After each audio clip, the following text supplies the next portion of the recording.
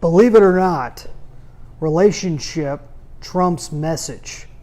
Hi, I'm Brian Pombo coming to you from the Orange office in Grants Pass, Oregon with BrianJPombo.com and also DreamBizChat.com. DreamBizChat, you can go there if you are an owner or executive of a company that's in the self-reliance field and you're looking to take your business from where it is to really have a dream position and that you can really be proud of. Go to DreamBizChat.com, go sign up for a free chat with me. And you can find out more over there at DreamBizChat.com. I'd like to talk about relationship versus message. Relationship actually does trump message. It actually makes a big deal, and I've heard this term just recently from a book, not even one that I read, but one that our producer Shawnee Douglas read, and one that I'm looking to get into. It's called Retention Point. That's by Robert Skrob. You can go and look that one up.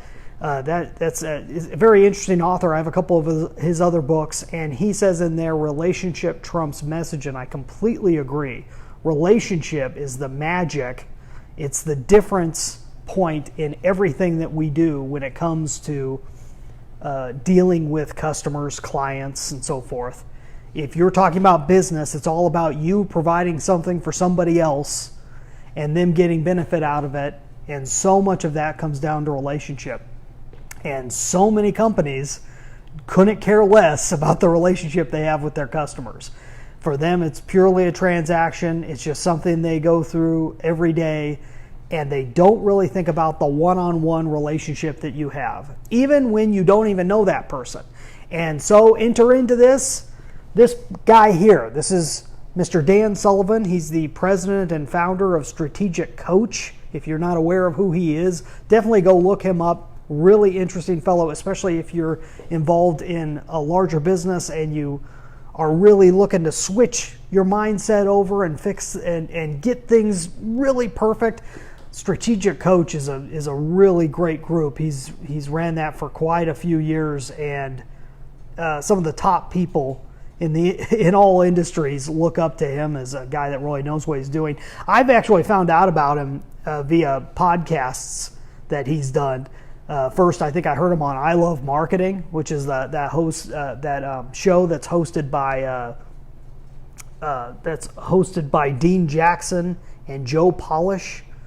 It's still a very popular show that's out there. The latest one that he's been on is actually one with Dean Jackson called Joy of Procrastination, which is definitely what I recommend. But he's a guy that I've been following for quite a while. Really like his stuff. He's really helped me out. I consider him a friend, even though I've never met him. He's never met me. Couldn't know me from anyone.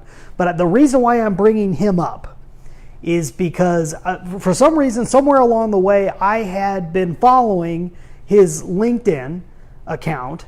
I don't think he personally uses LinkedIn, but he has a lot of people that handle all this stuff for him, and they post a whole lot of great quotes and everything else from him on there. So I was on there at one point. They had seen me. If you're aware of LinkedIn, the way LinkedIn works, oftentimes they'll show you people that have looked at your profile for the people that are signed in. So they showed them that I had looked at their profile.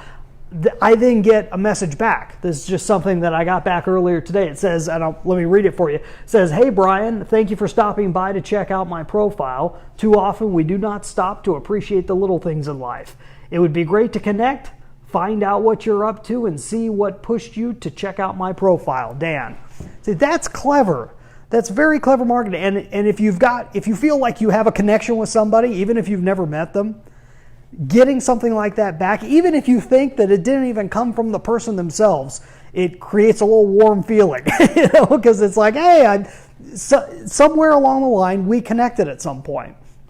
And I'm getting this little message back, and it automatically connects me stronger to them. For one thing, we're actually connected on LinkedIn, so that's something.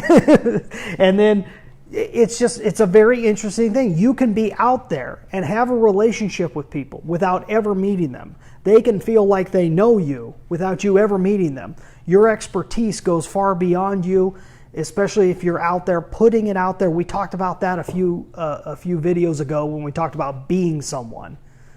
And that relationship is what matters most. It's the glue that holds everything together, that connects you with your audience and eventually with your customer base. It helps keep everything moving. It's the magic, it's human connection.